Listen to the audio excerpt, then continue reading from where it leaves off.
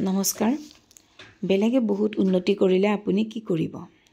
আপোনালোকৰ কেতিয়াবা এনেকুৱা পৰিস্থিতি হৈছে নেকি যে আপোনাৰ ওচৰ চুবুৰীয়া বন্ধু-বান্ধৱী পৰিয়ালৰ বা সম্পৰ্কীয় কোনোবা নাইবা অন্য চিনাকিসকলৰ ভিতৰত কোনোবাই একেৰাহে উন্নতি কৰি গৈ আছে আৰু আপুনি একো কৰিব পৰা নাই কাৰণে আপোনাৰ মনটো বেয়া লাগি আছে।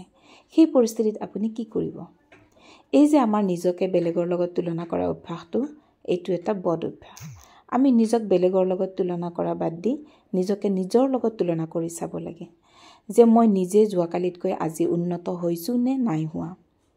নিজকে বেলেগৰ লগত তুলনা কৰিলে আমাৰ মনত চকুচৰহা ভাৱৰ সৃষ্টি হয়, আমাৰ নিজৰ ওপৰতে সন্দেহ উপজে, আত্মবিশ্বাস হেৰাবলৈ ধৰে, অসন্তুষ্টিত ভোগা আৰম্ভ কৰোঁ। শেষলৈ এই বস্তুবোৰে আমাৰ মানসিক শান্তি নোহোৱা কৰে। গতিকে এইটো এটা ঋণাত্মক চিন্তা। আমি মানসিকভাৱে স্বাস্থ্যৱান হৈ থাকিবলৈ নিজকে বেলেগৰ লগত তুলনা কৰা বদ অভ্যাস আমি এৰিব লাগিব। আপোনাৰ ওচৰে পাজৰে যিকোনো ক্ষেত্ৰত আপোনাতকৈ ভাল পাৰফৰ্মেঞ্চ দিয়া মানুহ আপুনি সদায় পাব পাৰে। সেইবুলি আপুনি নিজকে হেয় জ্ঞান নকৰিব। মানুহ বৈজ্ঞানিক হ'ল বুলিয়েই যে সকলোৱে আইনষ্টাইন হ'ব, লিখক হ'ল বুলিয়েই যে সকলোৱে শ্বেক্সপিয়াৰ হ'ব, তেনেকুৱা কোনো কথা নাই।